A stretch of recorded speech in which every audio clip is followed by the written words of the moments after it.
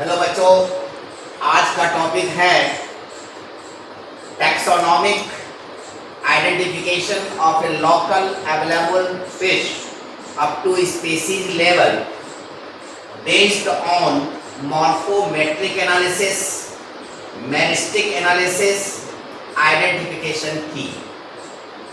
ये टॉपिक जो है एमएससी सेमेस्टर 4 के प्रैक्टिकल में है, तो ये प्रैक्टिकल से ये टॉपिक लिया गया है।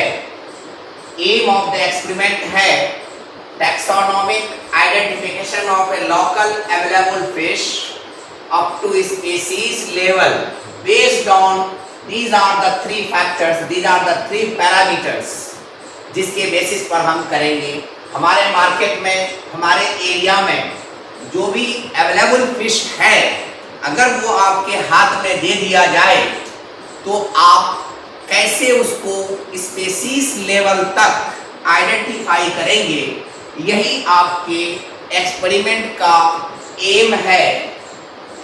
मॉर्फोमेट्रिक एनालिसिस मीन्स उसका टोटल लेंथ नापेंगे, हेड का लेंथ नापेंगे, टेल का लेंथ नापेंगे, स्केल का लेंथ नापेंगे और पोजीशन ऑफ स्केल देखेंगे, पेक्टोरल फिन का देखेंगे, पेल्विक फिन का देखेंगे।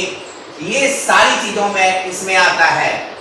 मेरिस्टिक, इसमें वेट क्या है, एज पर कितना हुआ, कैसे ग्रो किया, फिर उसके बाद हम आइडेंटिफिकेशन की यूज करेंगे, तब हम पहचान सकेंगे। नेक्स्ट स्लाइड है, द नेक्स्ट इज रिक्वायरमेंट्स। तो अब आपको क्या क्या चाहिए इस एक्सपेरिमेंट को करने के लिए। बहुत इजीली आप कर सकते हैं इसको। इलेक्ट्रॉनिक वेइंग मशीन, तो आजकल वेइंग मशीन कॉमन है, तो आपको मछली को वेट करना है ग्राम में या किलोग्राम में या सेंटीग्राम में, इसको आपको वेट करना है।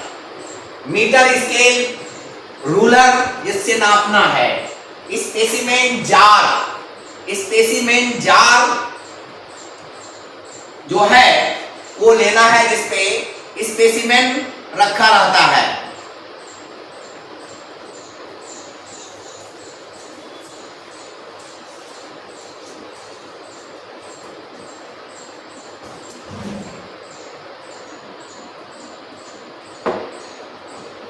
ये स्पेसिमेन जार है। ये क्या है? स्पेसिमेन जार है और इसमें ये एक स्पेसिमेन रखा हुआ है, लेकिन आपको फिश रखना है और इसमें फॉर्मेलिन डाला हुआ है ताकि ये स्पेसिमेन प्रिजर्व्ड रहे। ये स्पेसिमेन जार है। फॉर्मेलिन, जैसे कि मैंने बताया, ये एक प्रिजर्वेटिव एजेंट है। और ट्रे, डिसेक्टिंग ट्रे, हम ये सारी चीजें और इसके अलावा भी ये कुछ खास बातें लिख दिया गया है। ये रिक्वायरमेंट है, ये आपको इस प्रैक्टिकल को करने के लिए चाहिए। ये एक डायग्राम है, हम इसी को पहचानेंगे। सिप्रिनस कार्पियो ये साइंटिफिक नेम है। कॉमन कार्प, ये आप देखे होंगे। It looks like rohu fish, rohu मछली के जैसा ये लगता है।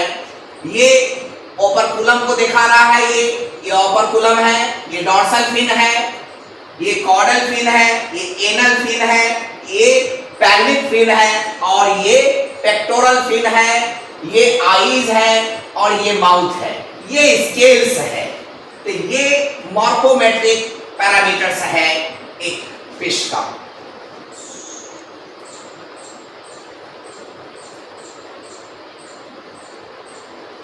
This is the next diagram. कैसे मॉर्फोमेट्रिक करेंगे? ये आपका लेटरल लाइन सेंस ऑर्गन है। ये क्या है? लेटरल लाइन सेंस ऑर्गन जो बैलेंस का काम करता है। ये बार्बिल्स है, मोच। ये बार्बिल्स और मोच को शो कर रहा है। ये लेटरल लाइन स्केल्स, इसके ऊपर कितना है, इसके नीचे कितना है। ये टेल है, फॉर्क्ड है, ये फॉर्क चिमटा जैसा है। यहाँ पर, और ये एनल फिन है, ये वेंट्रल फिन, पेक्टोरल फिन, बारबेल्स, और इसके गिल के अंदर ये इनर रो को शो कर रहा है, आउटर रो को शो कर रहा है। ये फेरिंजियल टीथ है, lower element, pharyngeal teeth, lower element of the last Gill arc. ये एक डायग्राम है, ये डॉर्सल फिन है, ये कॉर्डल फिन है। कॉर्डल फिन बाई फॉर्म्ड होता है। ये देखिए मॉर्फोमेट्रिक मेजरमेंट लिया गया है, total length, fork length, fork यहां से है यहां तक, अगर हम यहां से यहां तक लेंगे तो टोटल लेंथ हो गया, और अगर यहां से यहां तक लेंगे तो फॉर्क लेंथ हो गया, और यहां से जहां से ये कॉर्डल फिन स्टार्ट हुआ है यहां से यहां तक लेंथ है तो ये स्टैंडर्ड लेंथ हो गया। उसके बाद प्री डॉर्सल लेंथ, फिर हेड लेंथ यहां से यहां तक। ये डायग्राम शो कर रहा है कि किस तरह से हम मॉर्फोमेट्रिक कैरेक्टर लेते हैं, यानी टेल से लेते टोटल लेंथ हुआ, फिर स्टैंडर्ड लेंथ हुआ, फिर क्या कहते हैं कि और फॉर्क लेंथ हुआ, और ये सारी चीजें इस डायग्राम में शो कर रहा है।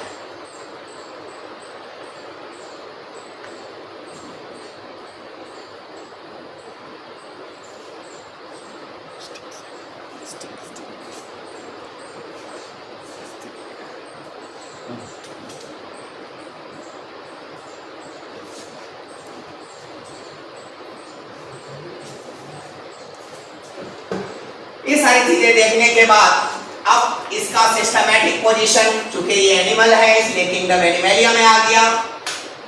फाइलम कॉर्डेटा क्योंकि फंडामेंटल कैरेक्टर्स इसमें है। Class Actinopterygii, family Cypriniformes, order Cyprinidae, genus Cyprinus, species Cyprinus carpio. ये सी इसको इंडिकेट करता है जीनस नेम को। तो ये सिस्टमैटिक पोजीशन है और ये क्लासिफिकेशन है, किस क्लास में आप रखेंगे, किस ऑर्डर में रखेंगे, किस फाइलम में रखेंगे, ये इंडिकेट कर रहा है। Method, the collected fish samples were preserved in 10% formalin and stored in specimen jar for morphometric and meristic analysis। यानी फिश को जो हमने कलेक्ट किया इस जार में 10% फॉर्मेलिन डाल देंगे, इसके अंदर प्रिजर्व कर देंगे, तब हम इसका टोटल लेंथ लेंगे, तब हम इसके साइज को लेंगे, तब हम इसका वेट देखेंगे, तब हम इसका स्केल्स देखेंगे। ये सारी चीजें इसमें किया जाएगा। ये मेथड है। The weight of sample fish were taken in gram and morphometric parameters in centimeter। यानी हम किलोग्राम में नहीं लेंगे, फिश को जो नापेंगे वो ग्राम में लेंगे, 100 ग्राम, 200 ग्राम, और 20 सेंटीमीटर, 25 सेंटीमीटर, 30 सेंटीमीटर मीन्स छोटी पीस लेंगे। ये मेथड है।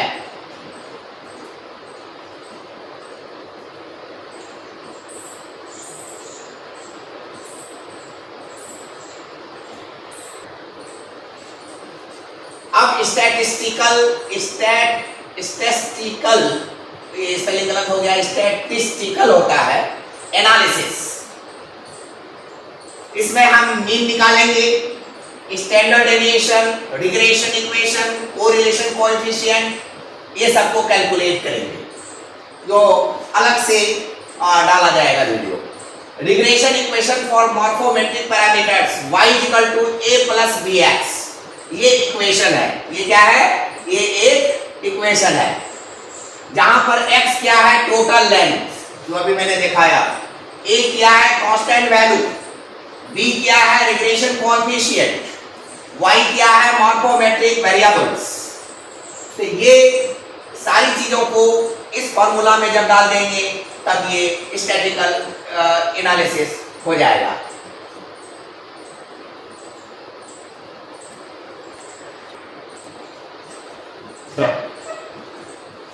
morphometric parameters of Cyprinus carpio common carp. ये पैरामीटर्स है, रेंज में वैल्यू लिया है, मीन निकाला है, एसडी इंडिकेट करता है स्टैंडर्ड डेविएशन को। वेट 60 से 78 ग्राम लिया, आप 80 ग्राम ले सकते हो। मीन जब दोनों को जोड़ के निकालेंगे तो 69, इसमें प्लस माइनस 8, ये स्टैंडर्ड डेविएशन हो गया। टोटल लेंथ ये है, मीन निकाला। फिर उसी तरह से fork length, standard length, pelvic fin length and pectoral fin length. यहाँ पर हमने 1 2 3 4 5 6 ही पैरामीटर्स लिया है, वरना वीडियो लंबा हो जाता और प्रैक्टिकल में इतना ही दिखा करके आप स्पेसिफिक लेवल तक काम कर सकते हैं।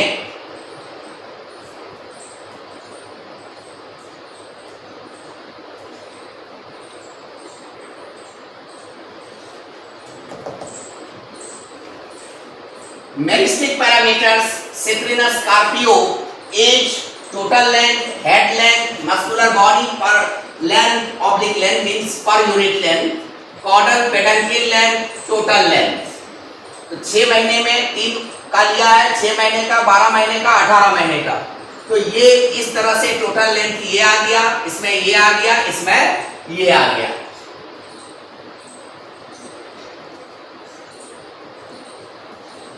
अब उसके बाद उस सारी वैल्यूज ऑब्जर्वेशन के बाद आपको रिजल्ट एंड कंक्लूजन लेना है। Based on the analysis of regression and correlation, it has been observed that almost all the characters follows straight line relationship and show high degree of correlation coefficient, indicating that all the morphometric characters increase as with increase in the proportion of total length and head length. मतलब ये कह रहा है कि जितने भी character है, जब फेस का साइज बढ़ेगा, टोटल लेंथ बढ़ा, हेड लेंथ बढ़ा, उसकी वजह से मॉर्फोमेट्रिक मेरिस्टिक कैरेक्टर बढ़ा।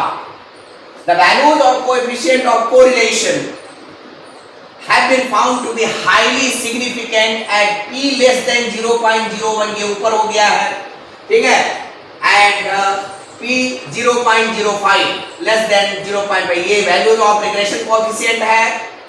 और for all morphometric characters higher correlation coefficient are indicated positive correlation in case of various morphometric characters with the total length and head length. यानी correlation coefficient और क्या कहते हैं कि जो दोनों वैल्यू है, ये आर का वैल्यू, ये एक दूसरे के कैरेक्टर को काफी फॉलो करता है।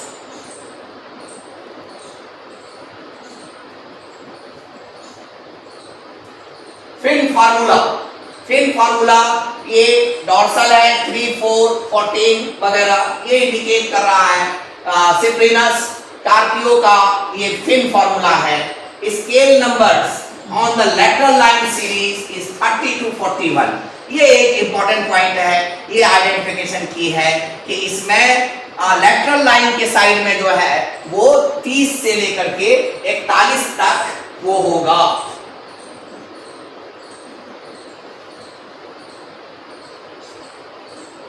Identification of fish. अब आप ये सारे पैरामीटर्स को देखने के बाद कैसे पहचानेंगे? Body elongated and somewhat compressed, lips thick. अभी शुरू में जो आपने डायग्राम देखा तो बॉडी एलोंगेटेड है और बीच में बल्ज्ड है, खुला हुआ है, वाइड है। मुंह खुला हुआ है क्योंकि होंठ मोटा है। Lips thick, 2 pairs of barbels at angle of mouth, shorter ones on the upper lip। जी 2 pairs, upper lip, lower lip. यहाँ पर बार्बिल्स होता है, जो अपर लिप पे होता है वो छोटा होता है। ये आइडेंटिफिकेशन की है। Dorsal fin base long with 17 to इतना branch rays and a strong toothed spine in front. ये कैरेक्टर आपको दिखाई देगा।